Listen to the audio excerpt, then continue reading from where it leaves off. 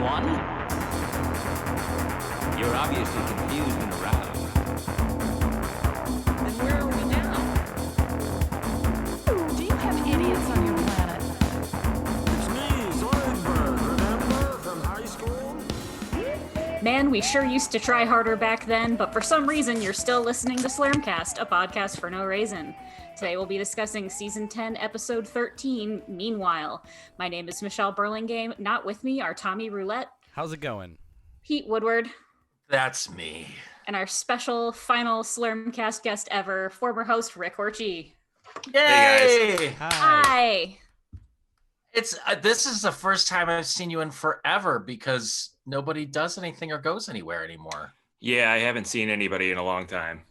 And honestly, that was probably the most perfect tagline ever to throw at the beginning of this because we really did used to try a lot harder. How are things going? Old friend, with old me? chum? Yeah. Probably the same as everybody else, just being really bored but busy with work and watching a lot of TV. Yeah. I feel like all day while I was thinking about this, I just wanted to sign in and be like, have you guys watched this? Have you guys watched this? Have you guys Pete, Yeah, I haven't watched AP Bio yet. I'm getting to it. Oh God, I just started season 3. It's so fucking good. I have to pay for fucking Peacock to watch Season 3 because I love that show and Wait, I really why? want to watch it because Why it's do you have only to on pay? Peacock. Peacock doesn't thought cost Peacock any was money. free. Yeah, it's $4.99 a month. You have to pay for it. Nope. I I thought it was tried. with commercials. It was free.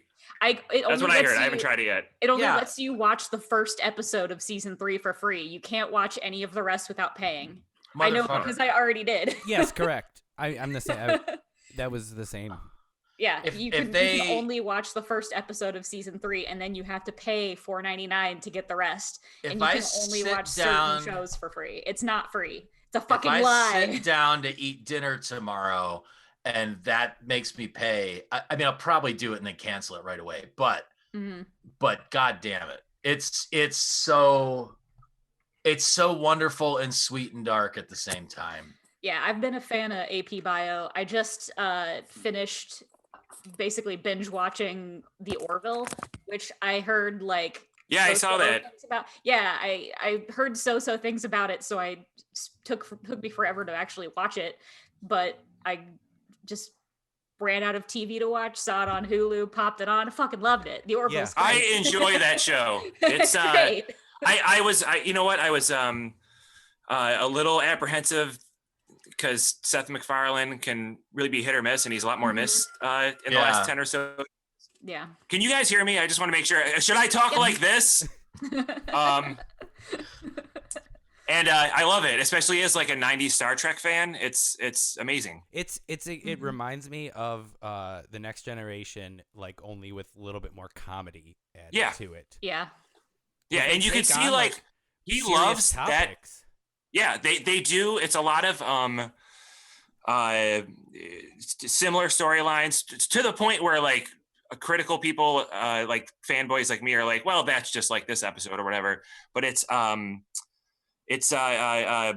can see the love in it. You can see how much he loves that show and that source material. And talking to my little brother who's like 24, who never saw any Star Trek, he's like really into it, and it's cool to see somebody watch this and not like pick it apart and just go like, oh, this is really cool, and hey, that was an interesting episode in the social commentary about like this thing that we do or whatever. So yeah, and it's funny. Mm-hmm. Yeah. That's the thing I just binged because I got a free week subscription on Amazon before I could cancel it, was Year of the Rabbit, which is a Victorian period piece starring Matthew Barry. And Yeah, I it's think you said something about that last week. yeah, it's fucking ridiculous. Yeah, I think I saw the thing for that or whatever on there, and I didn't know what it was. It's so, I mean, it's just like it's a Matthew Barry style show, so it's just super funny anyway, but like just ridiculous and good. If you're a fan of his, that was That was the thing. And now I don't have to watch this show anymore, so I have to find something new. Yeah. Is Matthew Barry the British guy from the new what do you call it? What we do in the answer is shadows. yes. Is Matthew Barry the British guy? The answer is yes. Yeah. No, what's he? What am I? I can He's see his face, but I can't. Laszlo. Yeah, What it's we do in the shadows. what we do in the Okay, shadows. all right, He was in Garth Marenghi's Dark Place. He was Yes, in that's Mighty the first thing I Boosh. ever saw him. Yeah. in. Yeah, Yeah, he and Mighty was Boosh. Yeah, in- Mighty Yeah, he's in Um, an episode of Community. Isn't he in He was the grifter. IT crowd? the Yes. IT Crowd, Yeah. Toast Yeah, of okay. London. He's in To- everything. Fuck, Toast Okay. of London is like that's why, because That's his show, right? Isn't like yeah. And Okay, I it's- haven't seen and it. There's like however many seasons there are, they're on Netflix, and Oh. it's just fantastic. Snuff Box. I haven't- That's another one he was in. Yeah.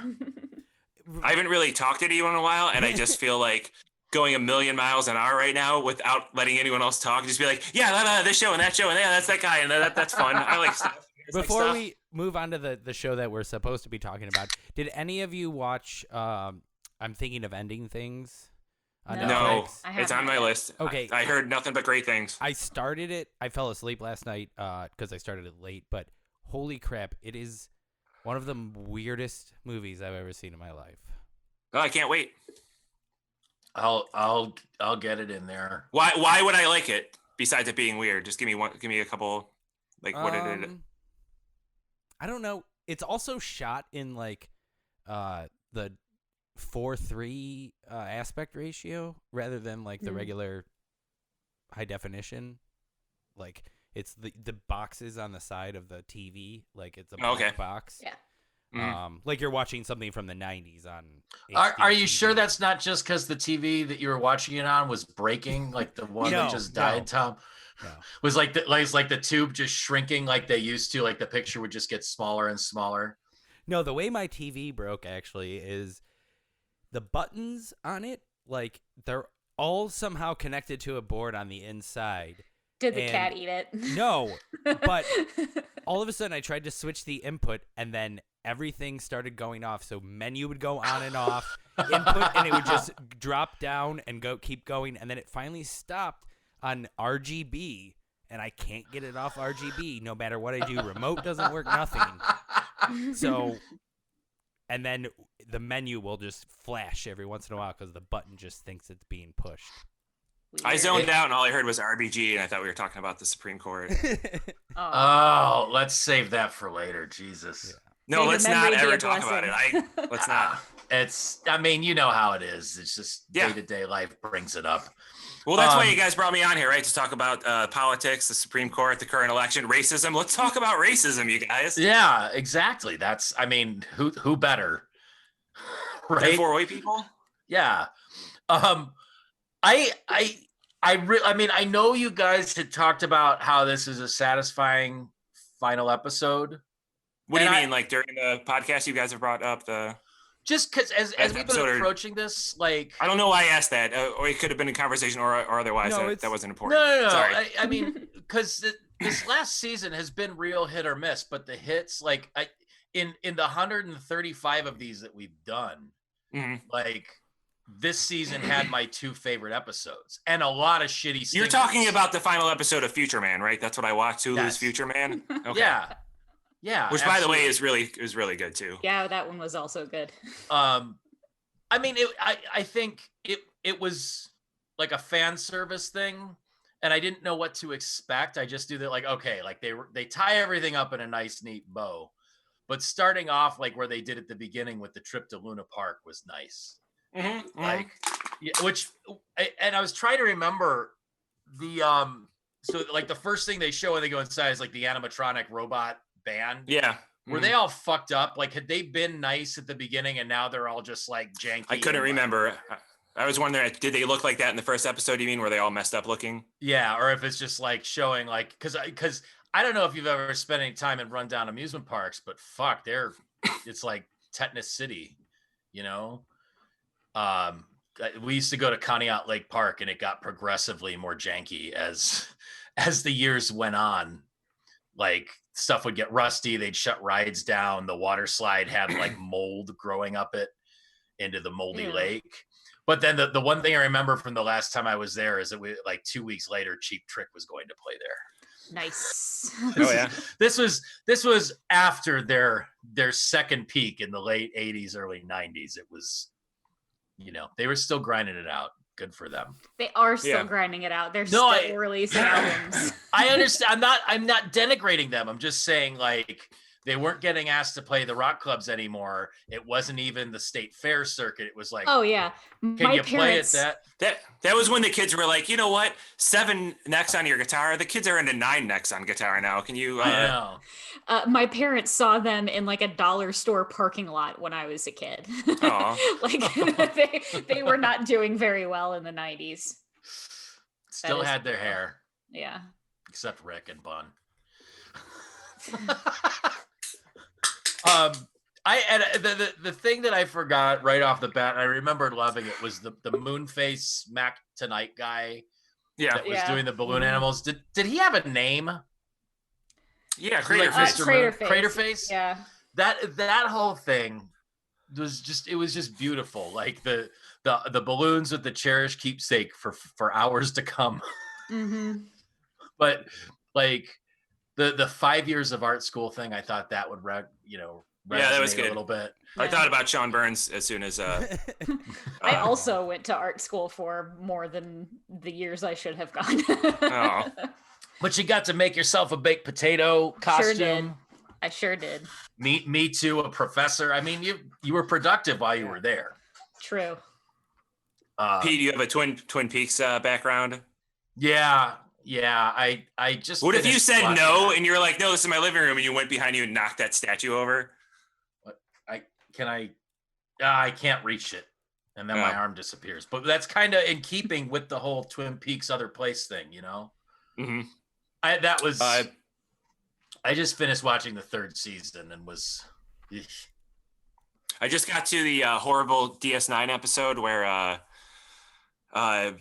Rumpelstiltskin tries to take over the ship or whatever. And did you guys ever see whatever? There's an episode. There's a really bad how there's just bad episodes of all the Star Trek series where you get to them and now you can skip them or whatever. But when you were 12 and you're like, oh, I guess I got to sit through this for an hour. Rumpelstiltskin, the fairy tale character tries to take over the station or whatever, and it's the midget, the little person from the Twin Peaks guy or whatever. I'm like, why does this guy look so familiar? And then I IMDb'd it, and Futurama. And I Twin Peaks is fine. It's like when David Lynch has a lot of money and no editorial control, it just gets gratuitously weird. But that guy, he was awesome in Carnival, and I guess the reason he wasn't in the 3rd series of Twin Peaks is he's real shitty about his time with David Lynch. And I figured he was dead. No, and real Trumpy. Wow. I guess on his Twitter account, he gets real David Lynch is a little Trumpy though. He's more into TM. He just wants to tell you about transcendental meditation. Yeah. Mm-hmm. The sign about barfing with the wind was lovely. That was great. That was a cute little joke. I don't know why, but I enjoyed that. But the thing, after all this time, Bender eating corn dogs. Fucking why? Yeah. I knew you were going to say that. I knew you were going to say that. And honestly, I was like, yeah, you know what? Pete's going to say that. And Pete, you're right. Yeah. I didn't like it. I mean, and again, whatever, he's got his magical black hole. I've resigned myself to all that shit ages ago, but he eats it, but then gets nauseous and throws up. Well, he just wanted to make that kid feel bad because he had 2 corn dogs, and he said, "You want a corn dog? Well, then your mom should have bought you one." But yeah, that's the point, and the other point is that you got to see a robot throw up nuts and bolts, which I think they've already done. Mm-hmm. But it was still hey, this is a robot. He does this. Isn't that crazy? Because he's not throwing up. If anyone offered my kid a corn dog on a ride like that, there's no fucking way I'd let her eat that though. Whether I was gonna buy her one nobody was with that kid. Yeah, he couldn't be there unattended. How did he get on the fucking moon?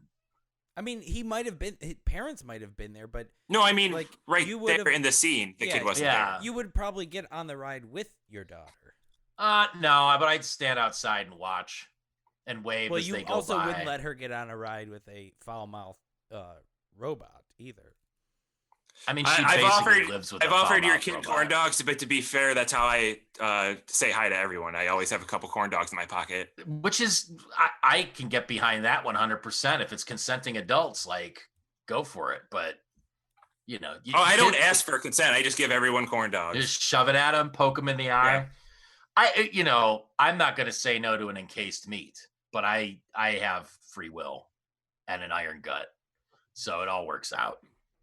One time, a friend of ours stole, Tom, did you live with me at the time we stole all the corn dogs? Oh yeah. A friend of mine, I think the statute of limitations is passed on this. A friend of ours, a guy that Tom and I were in a band with, we snuck into the kitchen of the public house from outside and stole two from a fridge, like in those like fridge boxes or whatever. Yeah. Stole they weren't frozen, they were like in the fridge. 2 giant crates of corn dogs. How many do you think there were? Like 100 or 200 or something like that, whatever. Full size or minis? I mean, full size corn dogs. There was definitely over 100. Yeah, they barely fit in my fridge. So my fridge was just corn dogs. And people would come over for band practice and like, you want some corn dogs? Trying to get rid of these corn dogs. And I ate 90% of them. I think Dan lived there too, maybe at the time, and I don't know. I just remember there were a lot of corn dogs, and you had breakfast, lunch, and dinner quick. corn dogs for like a long time. Yeah, That's fuck. If Weight Watchers would allow that, like I'd be into it. Like those are delicious.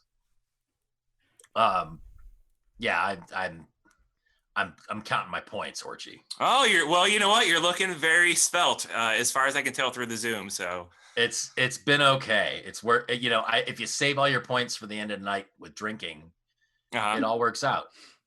Everybody's happy. You just eat a lot of eggs and celery. Okay. And every once in a while you go, I'm gonna go to rallies, and then feel like shit. Yeah. But that's every time I go to rallies. I know, but Points or no. When you space it out, it's a special treat of self immolation. This wouldn't be the final episode of Slurmcast without Pete bringing up rallies. No, and it really. We'll get there. I went there for the first time in a long time about a week ago, and I got a Baconzilla, and it was a fucking mess. It was just like, I mean, it's fast food, it's rallies, whatever. But I mean, like, all the fast food places have their like bacon burgers now. Like they're like, way too much of everything burgers. And it was just like, one of the patties was like over here, the cheese was over here. Like it was like I know what it's getting into. I know it was rallies or whatever, but even for rallies, the buns were like soggy and saggy and just like mismatched, and like eating it while I was driving, which that's my fault, but it was just like it was a pile of like meat and bread and cheese in my hand, and just eating it like a kid eating a snowball. Like, I mean, if you're trying to dissuade me, you're just selling it harder. Like it's like that's what it should be. You'd lose one of your fingers. Yeah, well, yeah. I mean, probably. I'm not really using them much these days, so it'd be okay. Yeah, but like that's you have the walking taco when you go to the state fair or whatever. Like having like the walking hamburger, but it's just sort of I get it. The buns are all matched, like broken and sort of split apart and whatever. But I just learned what a walking taco was for the first time from my sister, like a couple weeks ago when Little Rose was having their thing, and I'm like, I was like, what is that? And she told me, and but they were putting them in like chip bags. Yeah, that's what it is. And I was like, that's gross. It's just like a bag of Fritos that they put taco shit in. Yeah. It was Doritos. I don't know. I like a lot of gross food. I didn't like the idea of that. I mean, you just have to get accustomed to it. I don't know. I just thought of it as like, I don't, it's like some guy at a fair handing me a corn dog. I just pictured like just some guy, some carny putting like some stuff in a bag and going like, here you go. You want a bag of Fritos with some shit on top of it? Yeah. Oh, hey, I know It's where a you train. still live. Yeah. It's time to play Follow the Train, where it goes from Pete to Tom to me through Yeah. Okay, real quick. I'm gonna make this real quick because I haven't gotten to talk to Pete and he'll want to hear this. I went to see Hannibal Buress at the drive-in a couple weeks ago, Yeah. and so I didn't realize this, and he definitely didn't realize it. He gets out there, he gets into about 5 or 10 minutes of his set. He's like, "What is this? This is crazy! Oh my god!" He's making all these jokes about like how we're all in cars and everything's fucked up, and he's like, "Oh, I'm right by the highway. There's trucks going by." Right when he says that, the longest train in the history of trains, I did not realize the track is right by. It comes out of the screen that he's on. Yeah. You know, and he's like underneath the screen. It comes out and it goes on. You can't hear him. He's trying to like joke about it or whatever, and he's just like motioning at the train, putting the microphone down, looking at everybody, you know, waiting. Finally, 10 million years later, it goes by, and he's just like, it was hilarious because he was just like, well, there goes my career. I'm going to go jump on that train and I'll be hosting a Family Feud next week or whatever. It was fucking great. And then 8 more trains went by. Did he was there an actual like PA system, or did he actually like do it through like the radio? It was through the car. It was through the radio, but also like we could hear it on the PA, like okay, like we had a combination of both. Was it? But a it was delay? Was it weird? Like was it? No. It matched up. Yeah, it was weird. Well, it was good, but you had a big screen. It was coming through the PA from the stage. We were like not that far away from the stage or whatever. I don't think the PA wasn't like coming from anywhere else. It was just coming from the stage. So I think people behind us definitely could only use their car radio. But yeah, Pete, I don't know what that means. We got 3 That just minutes means we need left. to stop and log back in. I flashed the 5 hand, but I don't. I missed it. Okay. You look like you're in Florida or something, Rick. Like there's palm trees behind you and sun coming in somehow. Yeah, I that plant place that I worked at over the winter. I have like 10 million like giant plants all over the place. Sweet. It's like a forest in here or a jungle. I mean, nothing wrong with that. You might meet Axl Rose one day. I'm trying to take a screenshot of this.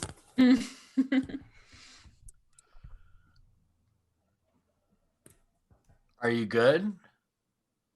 Wait, hold on. I mean, no, go ahead. Don't let me. Well, you're making a interrupt. lot of noise with your mic. It is? Really? Yeah. Shit, sorry. Damn it, it did it before. Wait, maybe I gotta do this. Hold on, one more second.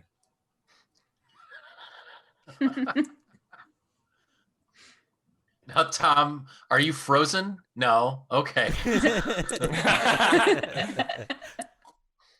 There it is. Okay, that's fine. Whatever. All right, sorry. Shit, fuck. What happened? Where did I go? Everybody went away. Did I go away? Yeah. No, you're there. Your camera's off. Hold on, I'm coming back. Hold on. Wait, okay. This is all staying in. Yeah, we should have done a live feed for this. The mecha hexadecapus. What if I suddenly had a bunch of? What if I had a bunch of corn dogs all of a sudden? It was like, oh man. It's why it took you so long to come back when we restarted the meeting. You had to go make corn dogs. That ride reminded me of what used to be my favorite ride at Geauga Lake when I was The octopus ride? The swings. You know, like you get in the swing and then it would start spinning and you'd get high up and just spin out. You're like, oh, I'm being held by 2 rusty chains in a rotted wooden chair. They have that at Cedar Point too. This is the living. You're not allowed to ride it if you don't have shoes on. Why? I don't the know. flip-flops, they make you take your shoes off if you're going on the Wicked Twister at Cedar Point, I think. Because they just Is fly it the off? Wicked Twister? Yeah, because your shoes just fucking... Well, I could understand flip-flops, but like, why regular shoes? It's just that crazy of a ride, man. That wicked. Do you guys remember that? Do you guys octopus? remember the octopus ride at Cedar Point? Yeah. I mean, Yeah. is that basically the like red cars that? Mm-hmm. Yeah. Those were good, but this one was like it was one of those sprinklers that's like the crazy head Yep. where the hoses come out. Yeah. Have you driven past Jogga Lake since it closed? It's weird. No, but did you guys ever go to Wildwood? Nope. Mm-mm. I never even went to Geauga Lake because I didn't live up in Cleveland. I was not local until 2010. So, like, Wildwood was if you've watched Action Park, it was like Ohio's version of Action Park. It was like a water park out in Columbia Station. And we used to go there as kids because it was like a cheap day out or whatever. But like, you go down the water slides, you get like fiberglass splinters in your ass and like, it was not well maintained, but it closed several years ago. Now it's somebody's fucking house. Ooh. Like, they bought the entire property and built a little McMansion on it. And then it's like a game preserve, I guess. I don't know. I had to go there water for a park now. No, it's not a water park anymore, but it's a private residence. The entire park is a private residence. Tight. Yeah. I would go. I would make friends with the people who own that house. They were good customers. Hold on, let me take another screenshot. Like, I did like.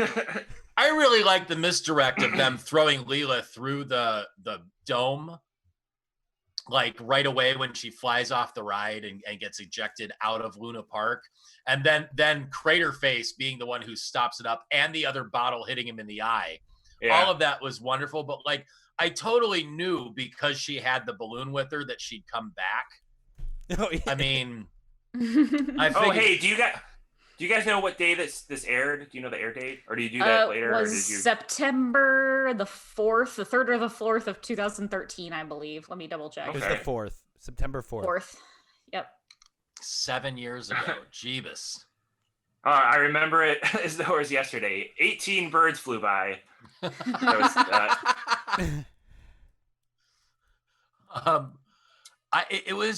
was just like the whole thing where the guys come back and they're like, we found her stuffed animal, but your wife is dead. Yeah. Like, well, that it was a good. She's not my wife. Well, then it's just good news, or there's no bad news. No bad news. Yeah, that was all lovely. I did feel like there was a lot of they did a lot of like touching back to older stuff, like even Fry going into Bender's bedroom closet was. Yep. Yeah. They haven't referenced that in like 8 seasons, right? Or what? Like, hey, by the way, this is still going on. He's still a robot. This is still his room. It's just a closet. And I liked that they did a visual of kind of like all the side characters. I'd rather see that with like, Elzar and a couple people having some lines than like like when I think one of the movies when the movie, like maybe the first movie came back or the first episode came back and they were like, here's everyone and they all have a line and it's a bit much after a while. It was You're like, oh, this is great. It was Bender's big score. It was the first movie. They just like every character had something. Yeah, going and you're like, on oh, it's you enjoy it the first time, but if you like rewatch that, you're like, well, that's okay. That's only good one time. These last 2 episodes were very much like that. I mean, the last one with the and again, there's Michelle's doing cat tricks now. She's just sitting. The emphasis on Randy in the last episode as the ballet or the tap dance contest coordinator. Randy. Everybody loved Randy. I know Randy. But and who then else this would one they have do that? No, I know, but like there's just they've been kind of throw a bunch of this. There was like Nixon and Agnew showed up in a couple of these, and which I'm fine with. I mean, even at the end of this, when they do the wedding, like dragging in like Scruffy and everybody else to kind of have them there, it was nice. I mean, like it's all. Even with the sort of wishy-washy actual togetherness of Fry and Leela, the fact that they're like, okay, we're going to finish this off with like the big Ross and Rachel, like they're going to get married and be together thing where Fry's going to ask Leela to marry him. I saw that coming from miles away. What I didn't see coming from any sort of distance and want to know more about is whatever the fuck Jamaican Joy Juice is. because that was fucking beautiful. Yeah, But- you know what? That could go either way. That could be alcoholic, it could be caffeinated, it could be both. Like, who knows? Was that also or weed? It could be weed because Jamaica. Well, that was also a reference to Star Trek, because wasn't that like a Picard thing where he would order Earl Grey hot? And it was the sound effect from I Yeah. think it was a transporter sound effect, but yeah. Or maybe it was the replicator sound effect. I don't know. I didn't get the breaking the glass thing. I don't know if that was just supposed to be funny or if that was a reference to something. The little glass thing it was in. Yeah, Yeah, not sure. I don't know. You'd think like, oh, here's this magic device that he has that the things, and he just smashes the glass over. I mean, to take maybe it that's out. the joke. Maybe like if that's all it is, then that's fine. That was funny enough. But I didn't get if it was something else. But is it like Tahitian treat, or is it a? I don't know. Don't mind me. Speak amongst yourselves while I look up Jamaican joy juice. Jamaican joy juice. It's just because you Now want whatever it is. Yes. Now I just want a Tahitian treat. I just want to drink like a 2-liter and watch my foot fall off. Jamaican joy juice is the second Google result when you Google Jamaican joy. Really? Good for them. There's a recipe on, But also bad for Jamaica. Oh, so I guess those two words don't come up a lot for them. But you would think, because big vacation spot, you know. I'm now I got Jamaica joy juice took me to Reverso Dictionary, and then it has an entry about Jamaica. So okay. They have a sandals That doesn't help. in Jamaica. That's enough joy. All inclusive. Even going back to the whole like chronoton thing and like the professor being like, cram into my time shelter, but like, in typical professor fashion, having this button that does time travel but 10 seconds at a time and whatever was just, wonderful. But the fact that like just the rake, stepping on the rake gag they did with Zoidberg and the $10, like that was like I could just listen to him do that all day. His sound there, and then like just when he gets into the time thing later, it just this little like every little sound he makes is just I love it. It Like, was so good. I'm like laughing at just that, just him like,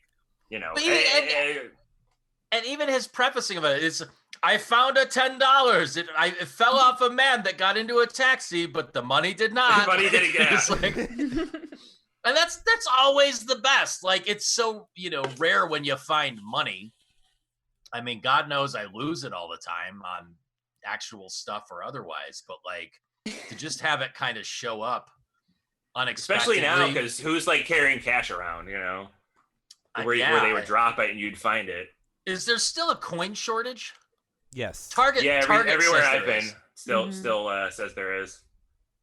So they just use that as an excuse not to give you change? No, for the few places that I've used cash, they usually like round it up like in your favor. Well, I have found that there are give plenty you of quarters at the change laundromat. Oh. Yes, if quarters. you just go and like, what? Like quarters are fine, but like pennies and nickels are no good? Yeah, it's a smaller change. Because the pennies, because everything, $9.99, whatever. Pennies are like used to give change, but rarely ever redistributed back into. They just go into those jars. It costs more to make them than it does than they're worth. Just Well, that's sort of like the American way. I mean, that's what we do. I mean, I put all my pennies into Bitcoin now. Is that what Acorns is? Of a Bitcoin. I don't know. One of those pennies could buy like 300,000 listens of a song on Spotify. Just saying. Has my sandwich also appreciated? Yeah. Oh God. Beautiful. That's why I love the last episode so much. the heavy sandwich portfolio. Yeah, but Zoidberg, having him have a Zoidberg centric episode that ends with a happy ending for him was just I almost would have liked that like as a final episode. You know, if they did this one the week before and then finished with that Zoidberg episode. I don't know. I feel like I'd be like, it should be about the three main characters. I'm glad everybody was in it a lot, except Amy, but was barely in it. She had like one line, and then that was it. But I mean, the other thing I was thinking about this as it kind of wound down is like canonically, this literally could have happened at any point in the series. Since they forget everything. Well, A, they forget everything, and B, they go back in time and everything resets. Like it really, because they don't say when it's happening when the professor comes out with the button. So it's just another day. Like it literally could have happened. Oh, yeah. There's nothing, yeah. Aside from Fry saying like our first delivery was on the moon all those years ago. But even then, that doesn't like. She says 13 years at one point. She says, oh, that's so surprising after 13 years or whatever. That's also what makes it great because, I mean, it was canceled. This was the second time that it was canceled. So therefore, if it came back, it could come back and be anywhere because it ends with them going, hey, want to go do it again? And then it kind of just brings it full circle to where even if you start the beginning of the show over again, it makes sense. Right. Did you like the Avenge Us at the beginning? The what? Avenge Us. Avenge Us? Yeah. It was a lot to take. I mean, it was a dense episode. So where are we in the timeline of the episode here? Because we kind of jump around a little bit. So a little bit, but this is right when Fry decides to marry Leela because he got the bright idea to like propose and then use the time button to make that moment last forever, which is surprisingly deep and thoughtful of Fry. But the Ultra Guides Diamonds heist that him and Bender do was fucking brilliant. Like I love that. I also, like, speaking of him being thoughtful, him getting a giant diamond ring made out of other diamonds is a far cry from a bunch of lizards or whatever he got, or the parrot, or whatever he got her in that one episode. A swarm of girls women like swarm of things, right? It's like just that whole reiterative thing where he's like, you know, they go in and it's like I didn't get like the reference with like it's Ultraman's custom diamonds, but then it was like that's a callback to like Superman 4, I think, where he takes the coal and is like and then turns it into a diamond. But for him to just be like, I think it was. Oh, that'll be a nice one. And a Bender opens up his chest. He's like, hey, wait a minute. And then they boop again. Like, you know, they could have been independently wealthy forever. Who knows what happened to all those diamonds? And then it transitioned into Elzar's again. So we got that whole thing. But with Elzar's special was the fillet of skeleton. Yeah. So is I like that. Like would that just be like a fillet of like a human? Because it could be bone marrow. I guess, yeah. Or it could just be very thinly sliced bone that you eat somehow. I'm not above eating a chicken bone. I'll eat chicken bones. I mean, if you thin a bone, slice a bone. Just picturing you at rallies, just ordering a bunch of chicken bones. Well, look. To be fair, I'm not going to say categorically that I haven't eaten bones and pieces of burgers when I've gone to rallies. I'm pretty sure that I have. I was going to say rallies burgers, aren't those like 90% bone? 5 if you're lucky, but still, that's a pretty high percentage. Have you had their marrow fries?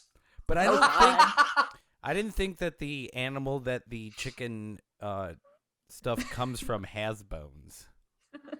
That's just more legs. Tenders. Smaller and more tenders. legs. It's just a glump with lots of wings on it.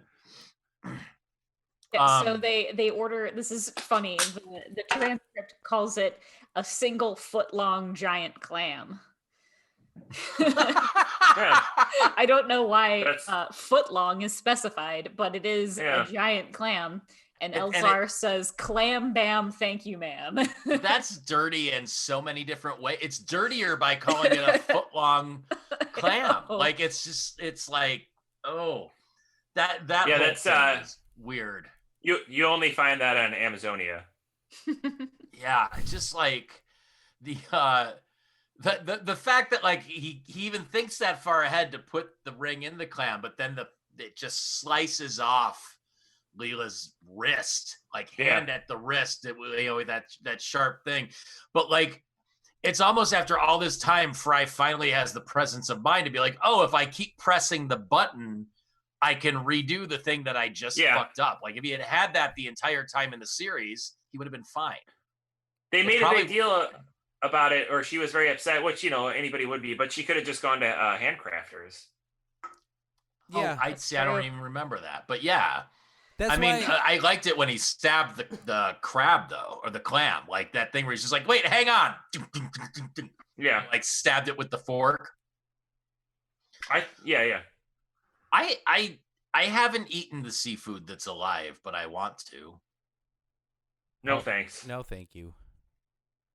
I don't know. I feel bad enough eating dead meat. I don't want to eat anything. I know. I don't think it's not actually alive. I mean, some people do eat like goldfish. There are performers that do that, which I think is kind of gross. But yeah, I thought that's what you guys heard. No, isn't there? There's delicacies where it's like you get this thing and it's still alive, like fish wise or whatever, right? What are you guys talking about? The octopus, I thought we were talking Yeah, about. It's not alive. right? It's not alive. It's No?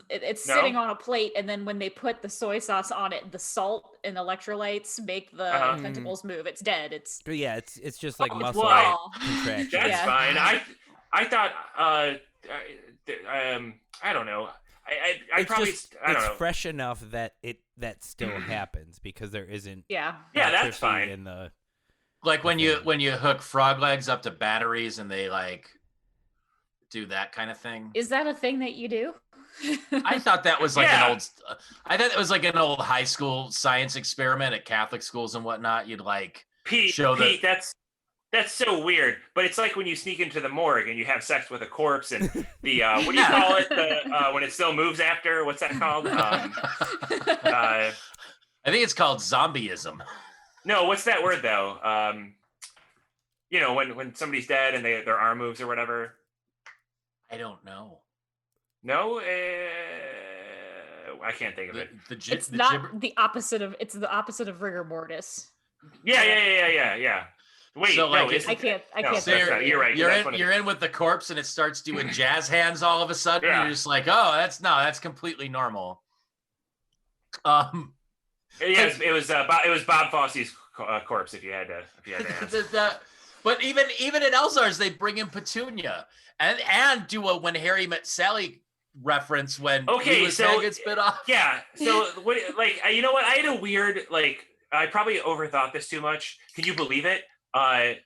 Where they made that joke, and I was like, it was just such a nothing joke, but at the same time, I was like, oh, that's okay. So that was 2013. They made this When Harry Met Sally reference. That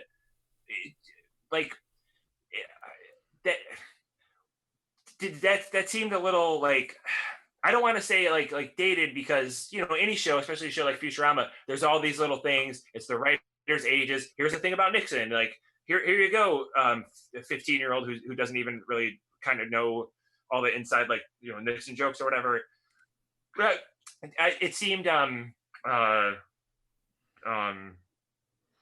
it seemed like somebody should have stopped them on that and been like, that's. I mean, there's a million things going on right now or in the last 5 years that people watching this will get. Like, why don't you make an Andy Hall reference while you're at it? And not sci-fi way for some sci-fi reference movie, but why? That would be like that was like a was up thing for fucking. Okay, but that came out in 1989 when Harry Met Sally. Okay. All right. First of all, like, how many fucks do you think the writers gave at this point? Like, No, of course, but do you remember for like the 10 years after that movie, like that joke was a thing, like all the fucking time? so they weren't referencing the movie as much as they were referencing the pre-internet meme nature of the "I'll have what she's having." Yeah, I guess so. I mean, it was still like, I'm old, so I get it. Like, whatever. Yeah, same here, you know. But it was, just seeing Petunia, because Petunia made an appearance in last week's episode 2 with the tap dancing, where she tapped for a second, then just sat down and smoked and moved her feet, which is fucking brilliant. You know, like somehow for somebody who's got to catch the 10:45 to Nutley every night to get back there, apparently, like she always seems to be at Elzar's, and that's beautiful. Mm-hmm. I kind of want to know what the backstory of that is.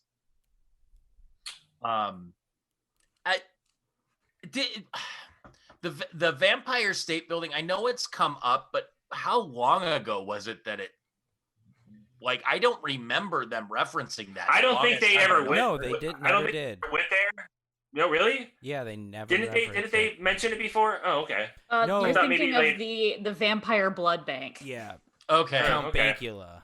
Yeah. Yeah. They never mentioned the Vampire State Building. Vampire State Building. That's my kind of Futurama. That's yeah. Yeah, with Agreed. poor Janos, who's just like, oh, I love that vampire was named Janos. What? Yeah, And that then- was great. Even if and they then- just said Vampire State Building, you didn't see it. Like I'd be like, that's cute. I love that. And then the strange things happen when the shadows grow along, and then they call for him to clean up a bathroom or whatever. Like that was great. Right, like it just all of that. It was goofy, but like the fact that Fry had the presence of mind to plan this whole beautiful thing. Not only just like he proposed to her, he's just like, no, don't give me your answer. Meet me at this place at this time, which I think so. Actually, having just said it, and Wait, again, this is I have hold on real quick. You know how Yeah. Leela I'm just gonna say something. Go ahead. has one eye, yeah. What's purple up? hair. No, when he resets the time, do you think Leela was like thinking the same exact thing that she thought originally before she got her hand bit off when he killed, or do you think him killing the clam changed her thought on him, her like opinion at all?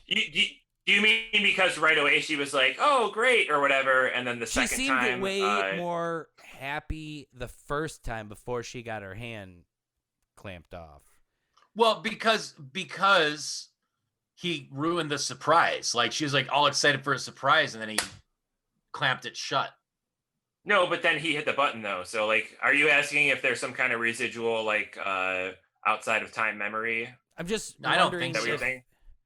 she had when she got the ring the same thought when she got the ring as before he The first went time? back. Yeah, the first time and then the Yeah. next time. Yeah, well, she showed up. She came up to the Vampire State Building. So, I mean, she did. But what I was thinking is I might be cross-pollinating different old movies in my head, and I got a nice buzz on, so bear with me. But I think in When Harry Met Sally, they reference Meet Me in St. Louis a bunch. And the whole thing with Meet Me in St. Louis is meeting at the top of the Empire State Building. And I wonder if that was sort of the thread from the I'll have what she's having to the that thing too. Like if they threw it in because of that. I might be completely wrong, but Well, having maybe. the That sounds right. I haven't seen that movie since I was a little kid, so yeah, Hmm. totally inappropriate, by the way, for a little yeah. bit. But it was one of those like it was one of those like, oh well, he won't know what's going on, and I didn't know what an orgasm was. I didn't know what that joke meant. So that was 1989. I didn't know what a I would have Billy been like Crystal was. I would have been like 7 or 8 years old. So They I can't was- even. and it was also like, hey, that's Billy Crystal. I love him. He's in like it was before City Slickers. I don't know, whatever he was known for back then. Michelle, have been in something like 5. I was in 1989. I was 1. Oh, Jesus Christ.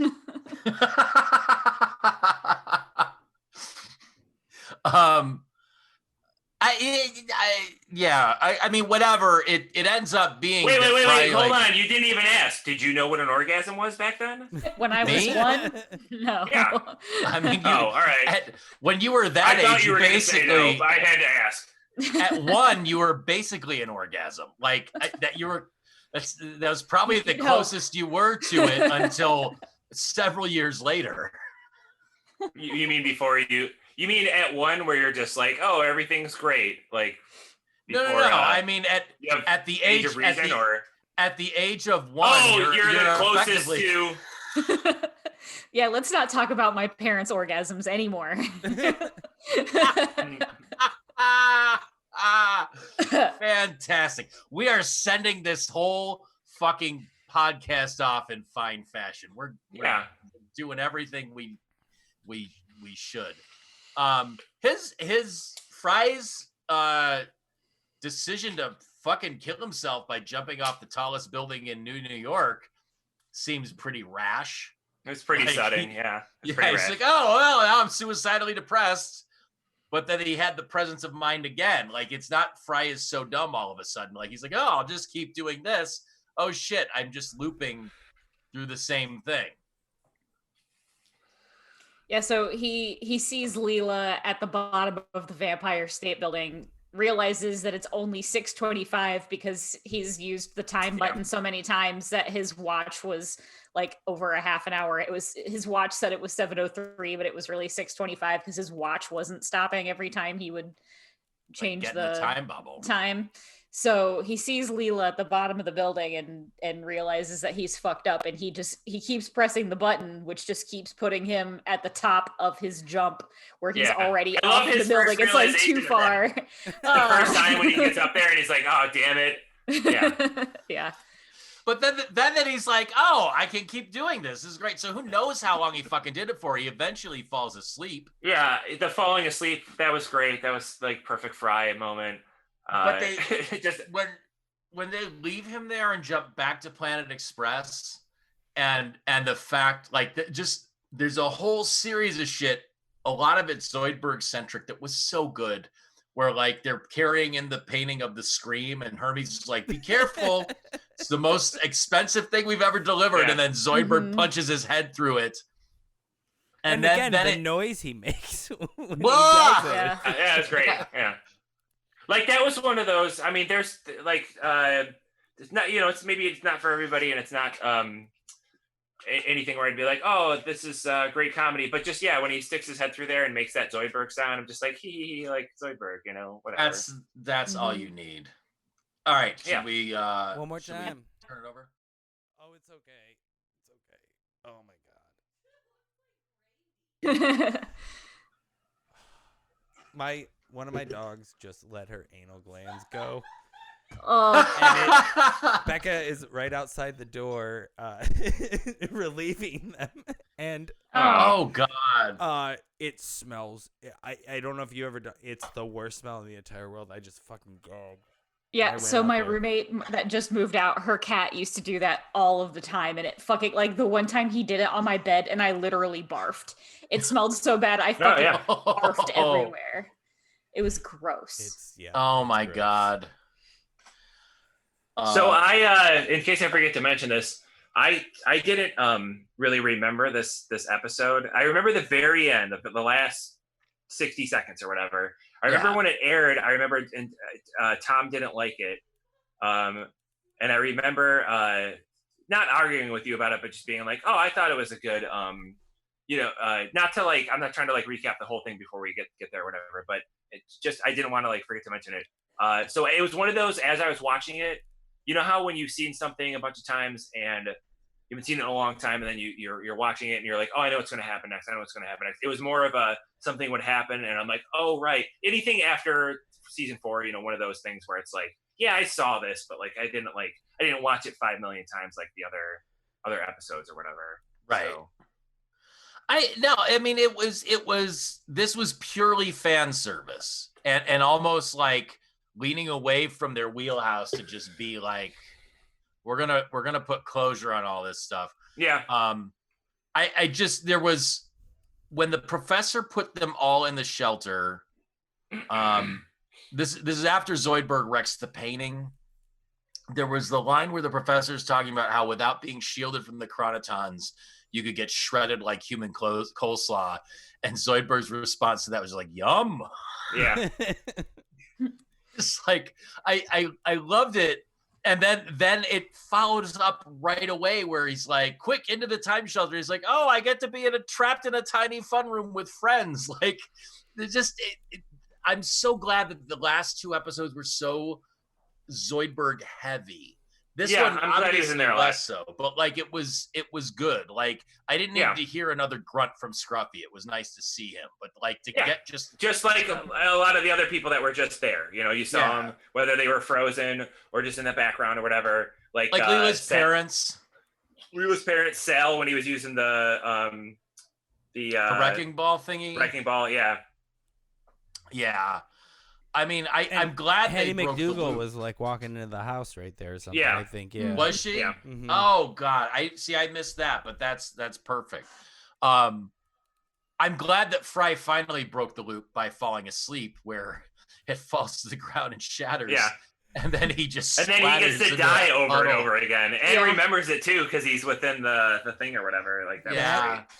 Yeah. Splatter was like did not expect that. Yeah, no, that was a lot for Had a little bit of a cartoon logic Pete moment when I was watching this, because technically if he was in the bubble when he splattered, he would have stayed dead, and he wouldn't have been able to tell Leela the story over and over. Like he wouldn't have been able to continuously tell the story because he wouldn't have been in the bubble. I didn't think of that. That's not even like a cartoon logic thing. That's like a fuck up. Yeah, it is. It's a sci-fi logic thing. It's a which Futurama does, like, you know, really good sci-fi when they do good sci-fi. But that's a huge mistake. I didn't even realize that.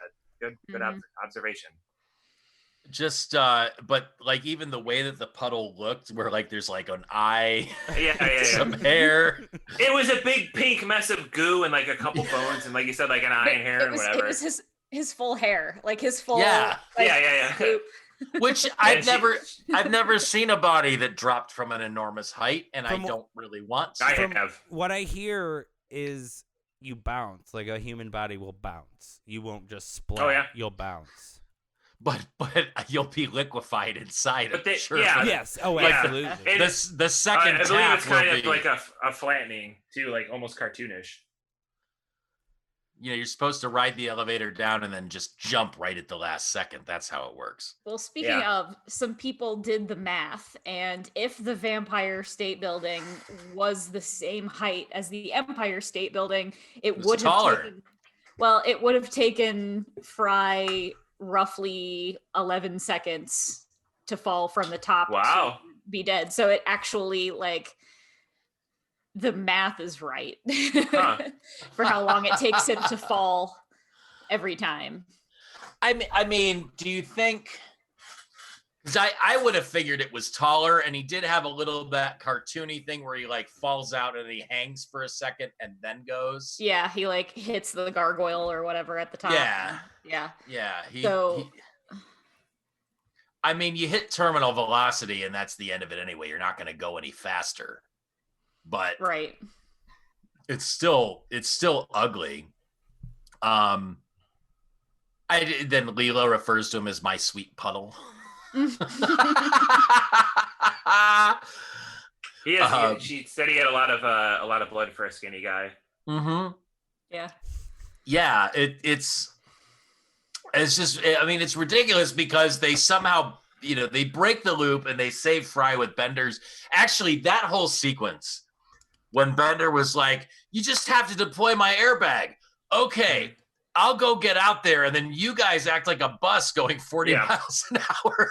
And then Amy and Hermes with Zoidberg on their shoulders hitting Bender like a battering ram. Mm-hmm. That was a wonderful thing.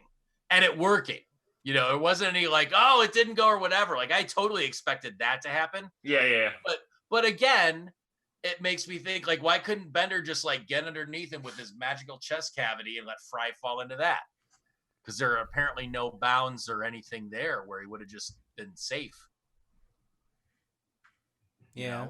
Yep.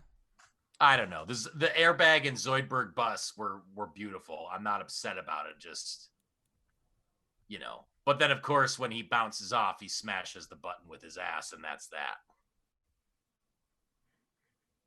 Were we supposed to know that the like shrieking time phantom was the professor, or was that like, because I totally figured it was, but like I didn't remember that, and while I was watching it, I didn't remember, and then I think after a few times I'm like, is that going to be the professor? But it was like a very fleeting thought, so you know, I'm not good at predicting stuff when it comes to any kind of plot line. Like the things that people are like, oh, I knew that was going to happen, I saw that coming, or whatever. I'm always like, you know, I have the Lenny brain of a child where I'm like, oh, you know, at everything in a movie or a TV show. So. No, that's beautiful. Like, I guess really, that's the point where the episode changes, because the rest of it is just sort of this sweet, sweet fan service to Fry and Leela's like lifetime together as a married couple in a frozen world.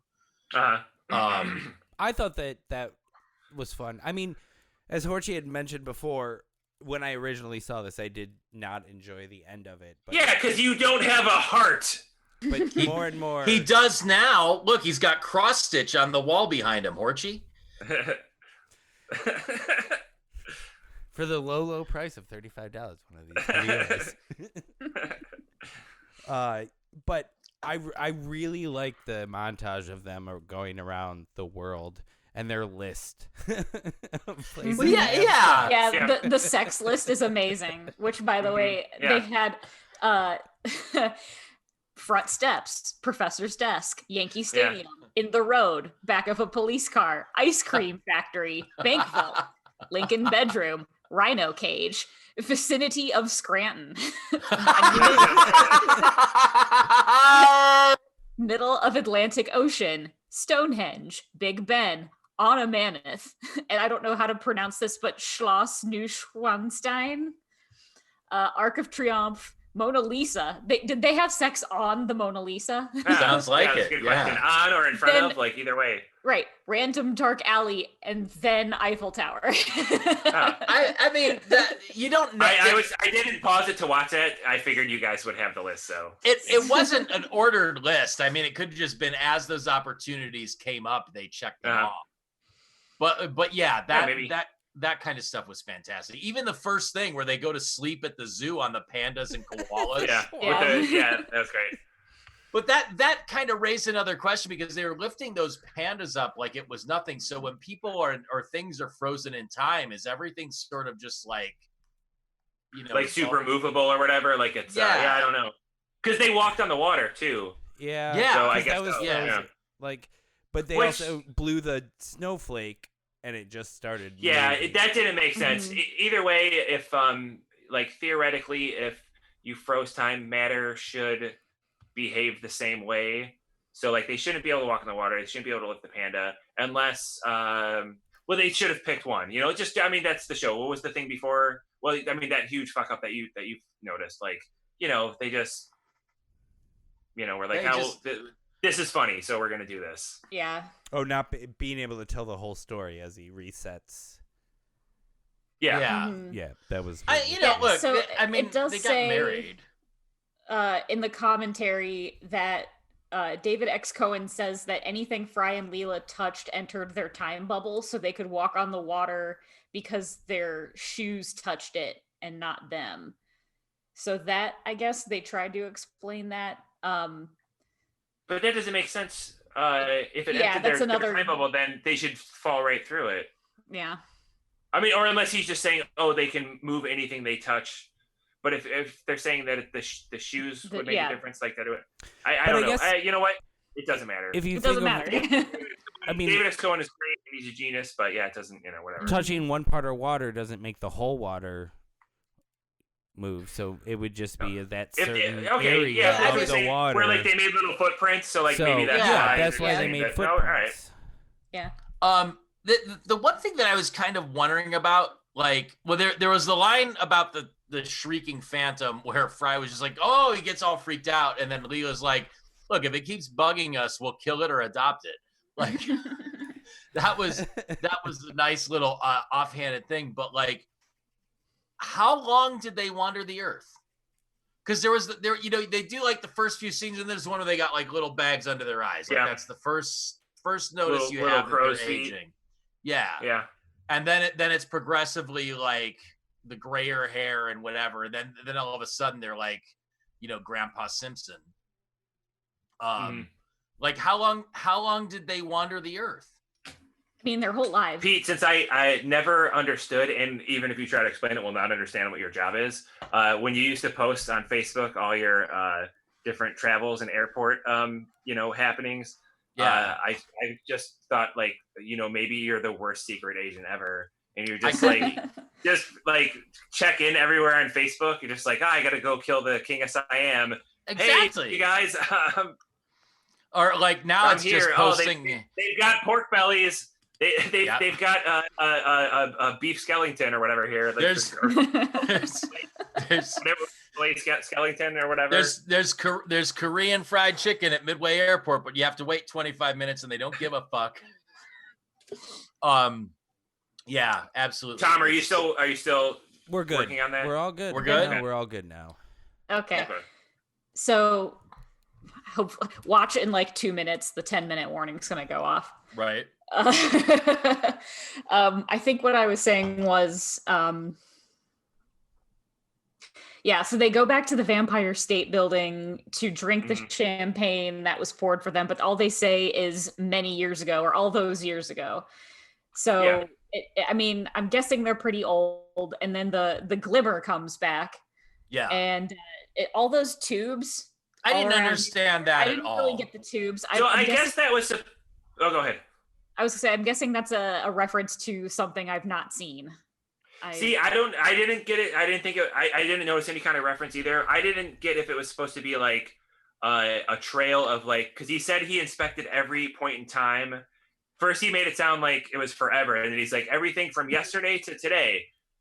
Which if time stopped, like that would be like, I guess stretched out. That would be like a big deal. I guess it was supposed to be like he checked every point looking for that button, and that was the trail he left. But for them, since they were stuck in time, they just saw like on that show Heroes, where like, or any fast moving Flash guy or whatever, when somebody's moving really fast, it's like a blur. But for them, they're like everything else is so they're seeing him as a blur, but he's leaving this trail behind of like everywhere he checked, and that he was rotated into an orthogonal time that runs at right angles to this one.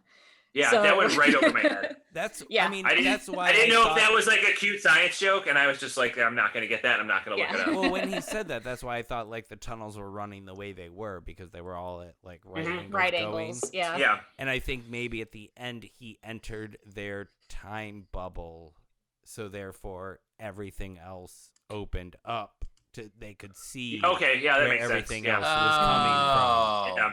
Okay. Because he wouldn't be able to get out until he entered their time bubble. Okay. It's a nice quick ending. The nice like send off line from Fry is like, we've been right now the whole time. Mm-hmm. Like that was kind of nice for the president. Like I've been everywhere, but that like no, it's been the same time. That last Fry phrasing like is a good touch. Because that is, as I've said a million times, that's my favorite thing about that show is just Fry phrasing. Or Frizing, as I've decided to call it right now at the second. Now you're making me think of rallies again. Frizing. So the end result of all of this is the professor in no short order fixes the button really quick with the screwdriver. And then he's like, all right, I'm going to reset everything. We're going to forget all this. If you want to come with me, come with me. If you want to stay here, stay here. it's very sweet that having Fry and Leela finally getting together and spending this, I'm guessing 50 to 60 years wandering the earth together as soulmates and doing all of the things that they wanted to do. You know, they're willing to reset those memories and go back to the point right before that so they can do it all again. I mean, I could have seen it go either way. I could have seen them been like, no, we just had the best life. Yeah. And that was the part that either way. That would have been sweet too. Either way, I think they both would have been like touching endings. Yeah. I mean, it was a very apt finish to this show. I mean, you know, there wasn't any, like, I honestly think the episode last week with the Zoidberg whole love interest, everything was like a better episode overall, but I understand the purpose of this one for doing it. Mm-hmm. And it's a good closure versus the ones where like you watch a show like, did you guys ever watch Terriers? No, what is that? It was like a one season show on FX about these two spelled sort like of, the dogs. Yeah.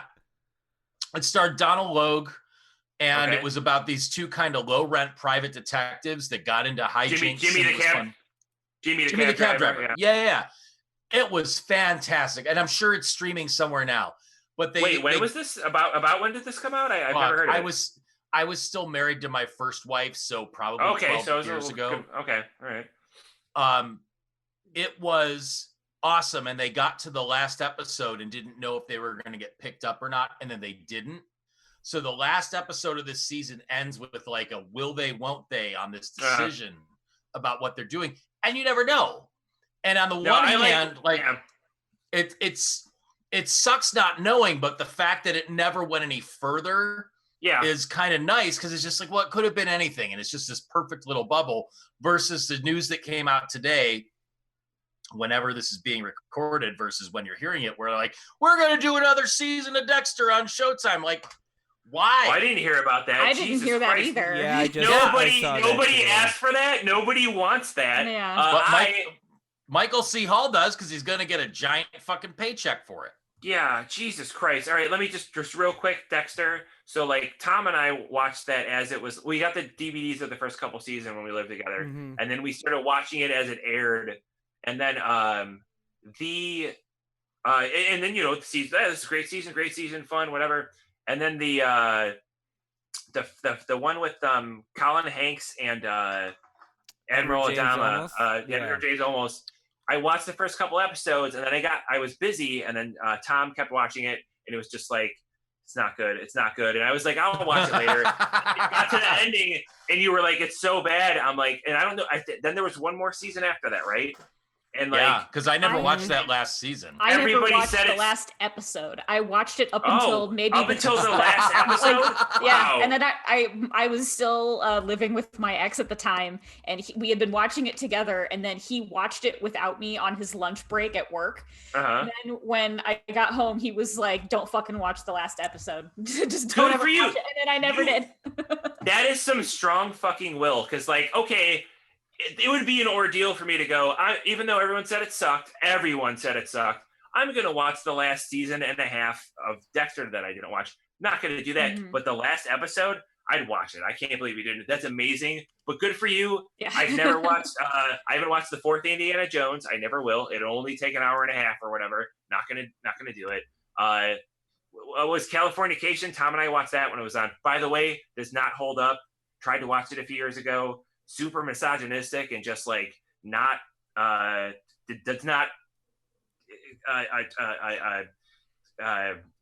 line up with. Wait, you don't want to watch like David Duchovny just fuck a bunch of younger ladies? Yeah, no, it's not cute like it was when I was 25 or whatever. But like, yeah, that's one I heard it sucked. I'll never watch the end of that. Big long epilogue, Battlestar Galactica, whatever.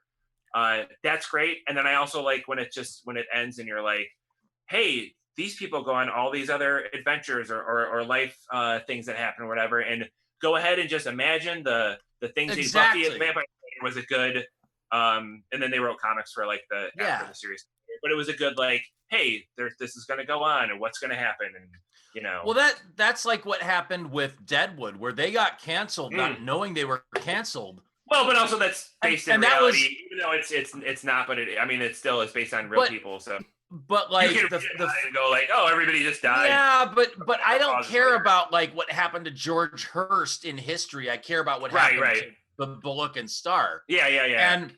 And so when they finally did the movie, yes, it was like 2 hours of just like fan service. Oh yeah. But I appreciated a lot of that the fuck was out of changed it. and altered. So did I. I have you know, totally biased. Not even sure if that movie was good. I was just like, yay, all these people, and they're I just want to see. I just want to see them again. The Veronica Mars movie, I don't know if it was good. I know I was just like, everybody's here. Look, everybody. Yeah. That guy got fat. That guy got real old looking, and you know, Kristen Bell looks the same, and they're just doing the same. You know. No, it was. You know, it's tough. God, like we can. This whole thing started because of you. That could be your next podcast. Could be just pick a different series finale, and you could start from Cheers, or start from wait. No, start from Newhart. Start from Newhart, and then just go through all the series finales, and then if no. Start. If they're old ones, and you have, especially like Michelle and Tom haven't seen them, but you have, like, just you guys. No. And me, I mean, like, you know, we're in that same age bracket, but I mean, like, if you guys, and Michelle's in a different age bracket, I just mean, if whoever hasn't seen the show, you're not allowed to watch it or read about it. You just watch the series finale, and then just talk about, like, you know, and if no one's seen it, it's even funner. It's like, what the fuck was this show about? What a weird ending. Taking it a step further. Watching a series like that backwards, starting with the finale, and then going back and be like, "What the fuck just happened?" Yeah. Doing a memento of a TV show. Yes. Fuck, we just gave that idea away. Yeah, sorry. I'm not gonna do it. This was the crux of it, and it's like especially with the guests we've had on in this last season, because we really tried to get on people that was just like, whether they were big fans or not, like they were our favorite guests or people that we really wanted to get here. Like, it became homework at a point where it's like, God damn, I gotta watch this fucking show. Like, and Tom and Michelle, who were just like, I watch this all the time. They're like, fuck, I'm not gonna do this again. Like, having that thing where it's just, when you take something you love and make it something you have to do, it changes the nature of it. Oh, of course, yeah. So for all of you folks in listener land, the 150, 200 of you out there in Latvia and Germany, and the one of you in China, and the two of you in Russia, and the rest of you in the United States, I just don't ruin the things that you love. Yeah, like how you ruin music for yourself.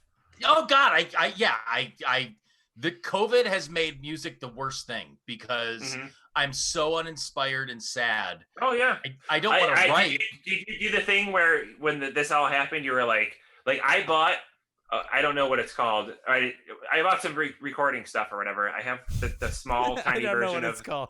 It's one of those things that you talk into and then it goes. It makes it louder. You know those boards that you music guys have. I bought one of those, but it just has a couple of inputs or whatever. But just so I could like record stuff, and I got some free software for my laptop. Anyways, and I'm like, I'm gonna write and record the greatest album that anyone's ever heard. It's gonna make an airplane over the sea look like a fucking paper airplane over a puddle, and I have done nothing. I nothing.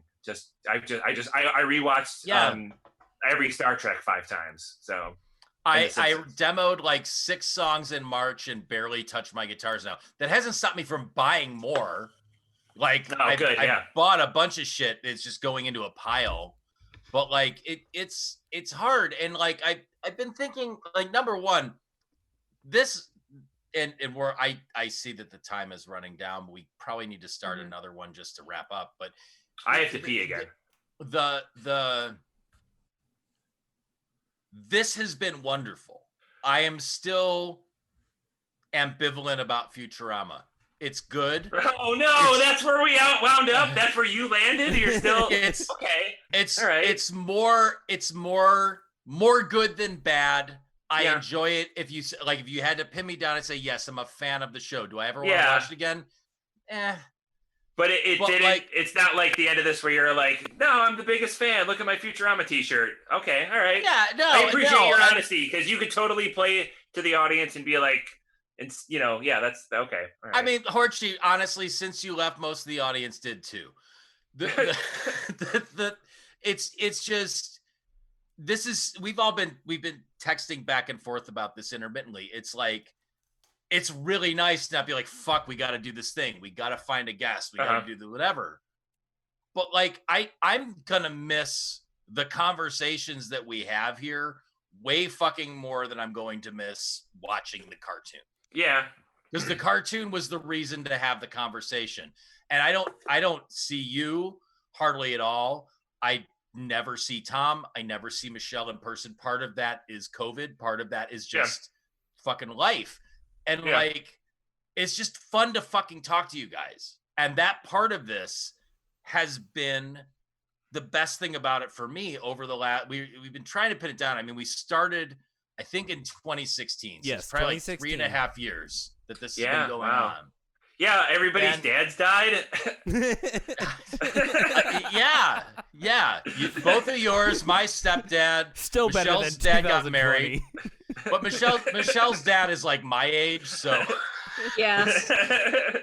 My dad is 55. Yeah, I mean he's got a decade on me, but that's still a spring chicken. And that's the part that's kind of like a bummer. And looking at, I've got ideas for something to do after this, but like, okay, I kind of got to cleanse my palate a little bit and think about how I want to approach that.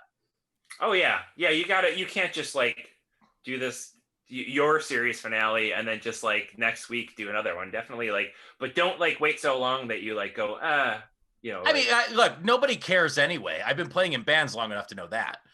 But like, it's just. I mean, what are you guys like, Michelle? You started doing that.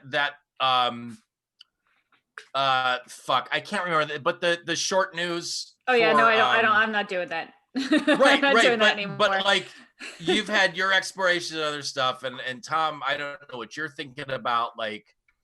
Whether it's together or apart, like I want everybody to be happy and healthy and successful. And fuck, maybe they'll put out a Futurama movie and we can have like a big reunion along with it. I don't know. Mm-hmm. I don't want them to do that. Well, I will say that back to the episode that we were talking about, after it ended, they immediately played the pilot episode on Comedy Central right after. Really? Oh. Yeah. Really? So they literally like they did it on purpose. They just restarted. I think I remember that. Did like a time loop and sent it through. Well, they were just like, you want it because it's like, you want to go again or you want to go around again or whatever. Like that's cute. I think I remember that. I feel like I watched that live when it happened. So that's nice. I just don't think I had cable back then, so I wouldn't have been able to. 2013, I was living I was living here. I was in Cleveland, and I think I had cable, but I feel like I watched it online or probably torrented it or something like that because it was 2013 and I had no money. We used to go over Eric Kaplan's house to watch like the first season when it came back, and it was for a while. But that wasn't. I think we had cable. I think that was not because we didn't have cable. I think that was just because we were getting together as a group. Yeah, it's like the Burnses were going there too. But remember, because we had like spells of like we mostly had cable for most of the time before cable became, obsolete. But that time period we lived together, I think we had cable like 90% of the time. So yeah, because it was still that was still before like you had enough options to not stream stream stuff. That might even been when Hulu was still mostly on the computer. Yeah. If it was even let's stop it I guess it and would've. come. Let's stop and come back in and get like another 10. Turn it on with your cat on it, and then we'll post that video. Put the needle on your cat and see what happens. Oh. It's that Meow the Jewels album. I mean, like the short version of all of the fucking back patting we were doing is like, I love you guys. This is wonderful. This has been a high point of the things that I do. Like the hump to get over was watching the fucking cartoon. Doing the conversation and recording the episode was something I look forward to. And awesome. And even like you heading out when you did Horchy, like it, you know, I'm glad that we were able to kind of like right the ship after a while and figure it out.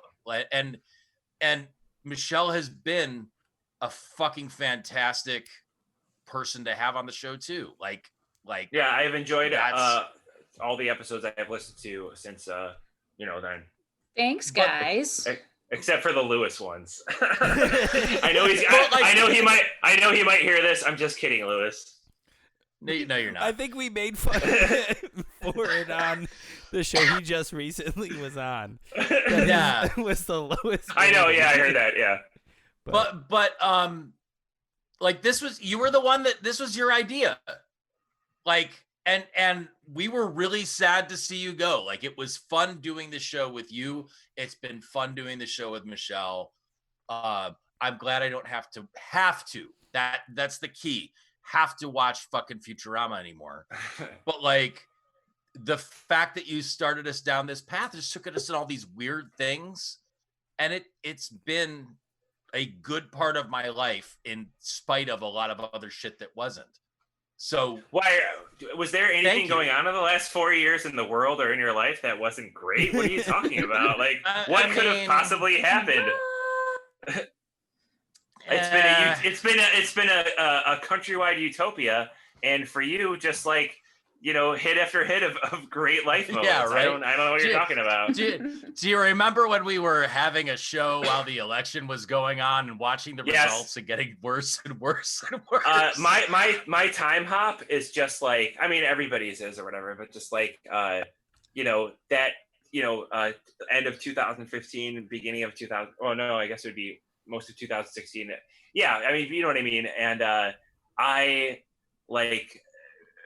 Just thinking about all the conversations we had during the podcast, and it's funny too because that seems quaint now. Like the first the election itself, that couple of weeks after, and that first 6 months of like him doing his thing or whatever, like it seems like so easy compared to just now, because back then it was like, oh, every day it's another thing, and now it's every 5 seconds it's 15 things or whatever.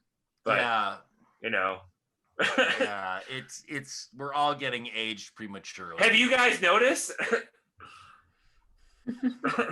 I'm sorry, like I feel like, you know, bring like even like obviously whatever, it's just, you know. Yeah, Michelle looks 31 now. I am 31. I will be 32 in 3 weeks. No, 3 weeks ish. But you used to look younger. Yeah. Wait, so you're in November? Yeah. Okay. Yep. November 6th. So I think that's 3 weeks from now. Almost 1 month from mine and then Horchy's birthday. It's crazy. And a few years, so. For all the listeners that are catching this whenever it comes out, like that might even sync up with your actual birthday, Michelle. I think it actually might. My birthday might be in 2 days. You know, this is all Horchy's I hope fault. this is a lot of people's first episode. Well, yeah. I mean, that's the thing. Like, if we have people that came in late. I really like the last episode of Futurama. I'm going to listen to this podcast about it. We should just post them backwards. And then all the references of like just everything we've said that isn't Futurama related about our stupid lives and everything, and they're just like you know, like purse burgers. I'm so upset that we never made that happen, but I'm still hoping one day I'll bring it to a thing. You should just do like an Eric Andre gorilla purse burgers in like somewhere and like have somebody video it with a phone, just like run in and start like Oh my purse God. burgers. Stick your hand in here. No, lady, stick your hand in here. What do you feel? What do you feel? Oh my God, that's almost the same as what we talked about earlier in the episode with Bender giving the kid a fucking corn, or trying to give the kid a corn dog. I mean, that's what purse burgers is. It's just like, stick your hand in the purse. There might be a burger in it.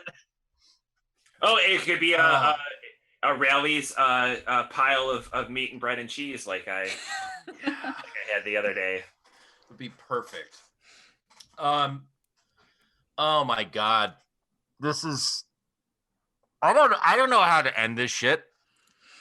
All right, so Well, for anyone still listening, They're Yeah. still those 10 people are still listening. don't forget about the 20 that we have on Spotify. Yes, that's 30. oh, Spotify people. So all right, so Futurama. Is a show So Pete, this was about- your. Let's go back to the Futurama, beginning. it's defined by Webster's dictionary. So like Pete, Which one you is had Fry? this. So you had these many guests and 3 other co-hosts over a period of time that were Futurama fans, and you got to express like your relationship with this show like before you started this and then during this or whatever. So this is the same question to both Tom and Michelle. How do you feel about your relationship with Futurama now after doing this podcast? Like, do you feel like there's any difference? Does picking it apart every week or couple of weeks like make you appreciate it more, or do you feel like like maybe you're finding things in it that like it just like is there a difference between how you felt about the show Michelle, before then you start. I will start. So it does, or it at the beginning, I was catching a whole lot of stuff and I was taking a whole lot of notes and watch it. I mean, I still watch the episode like twice before I before I record this podcast. I will watch the episode like the day before and then like right before. But I would have like paper and like I would actually write notes, and like then I would put things in my phone, and then I just like stopped taking notes and then just remembered things. And I would like use I follow along with the transcripts while we record so that I can kind of keep things on track. While we record and bring up like I like to say quotes, bring up the funny things that certain characters say that I remember. So it has kind of it was a little homeworky at first, but I did really enjoy like kind of like Pete saying it was like a chore in a way. Yeah. But I did really enjoy finding things that I did. I think that's a fun thing about it. Yeah. Things I didn't notice before when I was watching it like in my dorm room in 2007 or whatever, Yeah, either like rewatching it or like having to look up stuff like on the what's the Futuramapedia? What's it called? Infosphere. The Infosphere. Yeah. Infosphere, that there's a bunch of neat stuff in there. Like, that's always fun. But so in general, do you feel exactly the same about the show now, or do you is there any difference at all, or are you just like I feel about Futurama the same way I felt about it a few years ago or whatever? Like it's totally the same. I like the show exactly the same amount. I think that I do enjoy the show about the same amount, but I think my relation changed because now like people will give me gifts. Like a couple Christmases ago when my mom started dating her boyfriend and he found out that I did the podcast, he got me a bunch of Futurama stuff for Christmas. He got me like a Planet Express toy and like a mug that had Fry and Leela on it and a Futurama like calendar and stuff. And then now every time I go to the Richland, they'll turn on Sci-Fi and Futurama will be on. So like the bartenders know and they'll turn on Futurama. So now that like I'm like the Futurama girl to some people in the area who know what I do. That. Yeah. So that's a little bit different. That wasn't part of my life before. People wouldn't immediately know like, oh, Michelle loves Futurama or whatever. But you know. And that's neat though. That's like a neat like add on to like what your relationship was already like with the show. So I think this was something, Futurama is something I would watch and just like fall asleep to and just watch, put on for anything. And I don't know if this podcast is the reason or if it's something else that that's not something I do. I only watch the show when I needed to, for the podcast. But oh yeah, I bet that happens to a lot of people that like do something like this. That makes sense. It definitely made me analyze it more, and I mean I definitely enjoy it, and I would never, if I was flipping through like at a hotel cable, and it popped on, I'd probably the only place anybody watches cable anymore, a hotel. Right. I would probably leave it on and like watch that over a lot of other things. I bet there's people, there's somebody somewhere that's like, man, like I really miss just like taking a remote and just flipping through it and going like, okay, reruns of Becker. All right, maybe I'll come back to that. Discovery. All right, whatever, the news, etc. And that like that are just going to go to a hotel. They're like, well, I'm not going to like order cable and have somebody install it for $1 million and like, have it for a month or whatever. I'm gonna go get a hotel, and I really want to sleep on this like dirty mattress, so I can like maybe catch Futurama for a minute and watch. No, but I mean I know what you mean. Like, but that's what's so crazy is like I until COVID basically lived in hotels like 50 to 75% of the time. I never even turned on the fucking TV. Why? Were you busy with work stuff, or you were just like no? If I was gonna watch something, I just watch like Netflix or Hulu or Prime on my tablet. Like I'd be like, I have an hour and a half before I need to fucking go to sleep. And to be fair, I guess anyone that's traveling has the means to like not have to watch like the hotel TV or whatever. But so I don't know. I mean that's just me. It's like I really spend so little time with like directed attention towards video entertainment where I'm not spreading my attention across 3 different platforms at the same time. Yeah. Like I don't know that I will ever by choice go and put this show on again. Maybe like so that's going back to like what time. Oh, sorry. If my daughter's like, hey, can we watch this? I'll be like, yeah, pick an episode. Fine.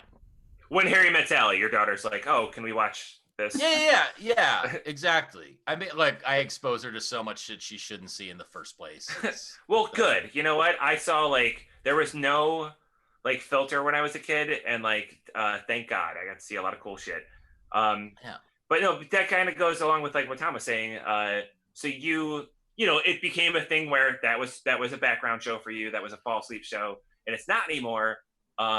Because it became this thing where like I'm sure you were like, I have to watch this show like and watch it 5 times or 2 times or whatever and take notes. I don't feel like putting it on or whatever. Because what if I get to that episode, or what if whatever, or we just talked about that fucking episode. So like where do you think, and I could ask like, well, Pete, you already kind of answered this. Do you think like in the future, like a couple years from now or whatever, it could go back to that, or will it kind of be this thing where you'll be like like when you, I don't know. I'm trying to, what fucking analogies? This in particular, like, do you think like that's kind of done because you like did this show to death, or Look, I almost look at this and I don't know what Tom and Michelle's feelings are, so I want to hear those, but like, I would enjoy being asked to be on another podcast about Futurama. Oh yeah. Where they're like, hey, talk about this, but then I'd have to actually go back and watch the fucking episode because it is all going to leave my brain. Right, of course, yeah. Well, I can say that from experience of today, I was like, or yesterday or whatever, I'm like, oh, I'm gonna watch this, and then I don't have to take any notes or anything because I'm just the fucking guest. So it was great. So like if that comes up, yes, absolutely. If any of those nerds that were like tweeting at us that had a Futurama podcast like get at you after this, absolutely be like, yeah, I'll Zoom with you for this. Oh, they all gave up. Really? Did they? You guys stuck it out and they all gave it up? Fuck. Yeah. Well, you know what? Not surprised. We're the only ones that made it through. Yay us. Yeah. Well, good. That you guys will have the not lexicon. What's the word I'm trying to think of? The because with the C. Come on, Pete. You're a word guy. The catalog of all of the episodes on here. Yeah. Until we stop paying Libsyn to host it, which will probably happen in a couple months. Oh no. Hey, yeah. So if anybody wants to give us money to just keep the archive up, PayPal at the slurmcastpod@gmail.com. Yeah. Or to keep slurmcast.com going. Oh yeah. That's $12 a year. We just renewed for another year. Yeah, we're good right So now. we'll keep it up for a year. It will be on for a while. It just when do you just stop paying for websites? Yeah, for like this thing that's I've never on there, owned yeah. a website domain. Unless- This is the first time. Oh no, the website. I've let a couple of them slip. One was Horchy.com. That's gone. Who knows who has it now? No, everybody knows. It might still be out there. Somebody's gonna go get it. But as far as the Libsyn, what was I gonna say? Oh, they're all on YouTube though, right? Or did you stop doing that? No, they all. We could put them on YouTube. No, they are No, all weren't on they? YouTube. Yeah. Okay, then they'll Yeah, be so there there you go. forever. Yeah. Yeah. They'll also Or be until there. until the world They'll ends. be there forever until the- somewhere. Until the world ends 4 or 5 months from now. Right. Yeah. Yeah, it's tough. But this has been a wonderful, wonderful ride. So to all of the past guests, thank you very much for coming on. To the friends of the show. And I'm skittish to name names because I don't want to leave anyone out. No, don't name. Oh, I mean, yeah, they there's too know many, who they don't- are. Mm-hmm. Yeah, Go back and it- read you know through what? the guest list because you Name know who you are. Name the people you didn't like. Just do that. Bill Lewis. Squire. I'm just kidding. Oh, no, I'm just kidding. I Cody love you, Cody Bill Cooper's kids. Those poor children. I feel bad. They got railroaded, and so did we. Yep. It was a perfect storm of awful, but we got through it. We didn't turn around after that and kept sailing, and then we found the Antarctica or something. And I don't know what you're trying to say there about Antarctica, but no, just we got through it. Any final thoughts, everybody? I really enjoy this. I really thank you to all the listeners that have listened through because, I mean, there's definitely people that have listened from start to finish, and you guys are awesome. And people have texted us and sent emails and even done drawings and all kinds of stuff, and we really appreciate it. We had that great opportunity at the beginning of this whole show where we got mentioned on a major podcast, and then two of them that drew listeners in, and then some people just stuck, and like we were doing this just to have fun, and I really getting together with everyone was the best part. It was about the show, and then we all met a lot of new people too. I thought that was cool. Yeah, like, absolutely. There's a bunch of people that I met that were like just on air because Pete knew them or whatever, and that was neat. Yeah. And I probably wouldn't have met any of you guys. I mean, I knew Rick's sister, but if I hadn't been listening to Nerdist while I got ready for work, I wouldn't have heard about the podcast at all. And then when I was listening to the Nerdist bump or whatever, I was like, wait a minute. Futurama podcast based out of Cleveland, and the one guy's name is Horchy. I think that's Kelly's brother. And then I immediately switched. I immediately got my phone and subscribed to the podcast, turned off Nerdist, and started. I think you guys had like 2 episodes out when that happened, or maybe 3. Yeah, it was pretty like early on. Way early on, and then I. Oh, and you know what? That was thanks to Kelly. Lewis, wasn't it? Yeah, that was Lewis. That's why you can't knock him too much because I'm just kidding. No, but seriously, how crazy is that? Like, that's you had a what was that movie with you had the shittiest version of that Mark Wahlberg Steel Dragon fucking Judas Priest story. The Pete, help me Rocker. out. The Yeah, Rocker. where it's Sorry. based on the true story of like the guy that Rockstar. Rockstar. Yeah. Oh, that was the Rainn Wilson one. Where you know, the guy based on the real life thing where the guy replaced Judas Priest. But like, you know, kind of a low key version of that. No, it's and like, I mean, I'm not gonna lie, it got weird when you left, but I'm glad that like things settled down and like you're all people I really, really love and can talk to and hang out with and have fun with. Awesome. And that's the best part of this. Yeah. Like we could literally do this about any other show. We could do this about Hill Street Blues. We could do this about Dallas. I'm not fucking gonna, but I'm writing all this down. Yeah. Yeah. This part of it is the best part. Is it too late is it too late to plug my Hill Street Blues podcast? We started the last episode. We go backwards. It's called France Fans, and it's called Blue Dennis Street Hill. France.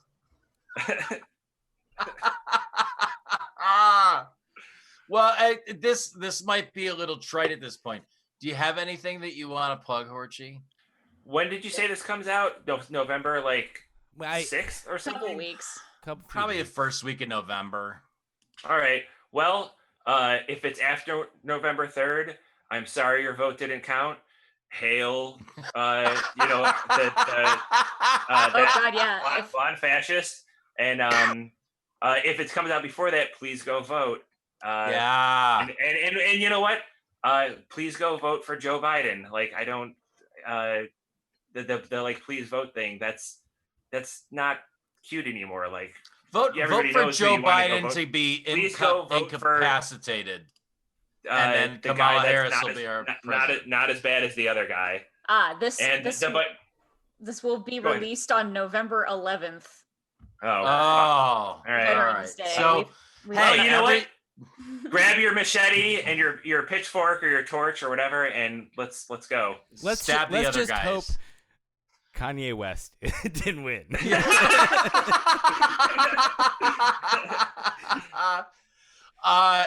It almost seems ridiculous to do at this point, as we're going to be a zombie podcast very soon.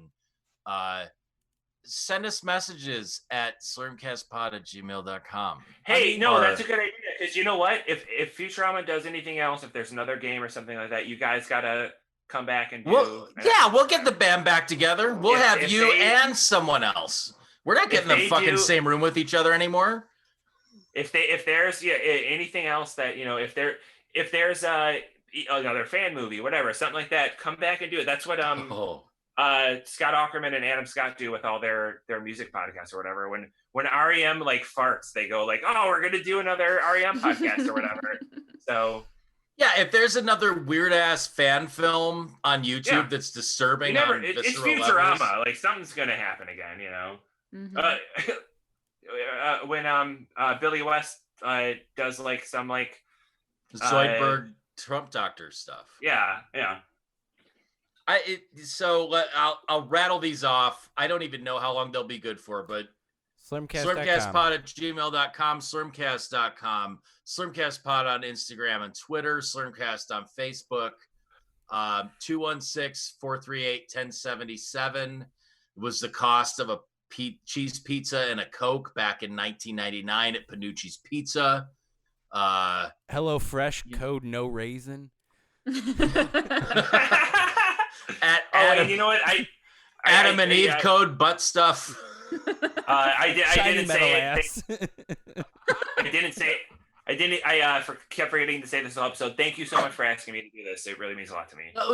We've wanted you on. This was just the perfect thing, man. Yeah, it's perfect. Yeah, it's great. Thank you. We bumped Dan Miller, our normal closer, for you.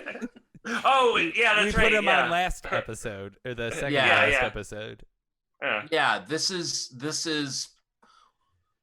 You know what Michelle said that after this episode aired, they played the first episode of Futurama after it, so you could go through it again. This is coming full circle. We are closing. I had no idea about that shit, but we're closing this podcast. This I'm gonna say monumental in big fucking air quotes. Closing this podcast with you on it as a bridge back to episode number 1. So people who want to watch this fucking cartoon again can start over and do the watch along with us through all the ups and downs. Yeah. I love you guys. Yes, Aw, thank love you too. for all of this, man. Thank you. Yeah, I guess that's all. That's All right, all, folks. Let's go stab it to death now. All right. Well, in real life, Bye. in real life, let's go. Hello, you're listening to the Slurmcast, a podcast for no reason. Today we will be discussing Futurama Season 1, Episode 1, Space Pilot 3000, with your hosts, Tommy Roulette. Hello? Pete Woodward. That's me. And I'm Rick Horchy. Should we keep going, or do you want to hear it back again? No, that's fine. This is how then So the our- podcast So then we're starts. going now? Yes. Okay. First of all, let's talk about in general what this podcast is. If somebody was just listening in, Okay. give It's them about- a reason to keep listening. It's about Futurama, a show that all three of us love, but might not be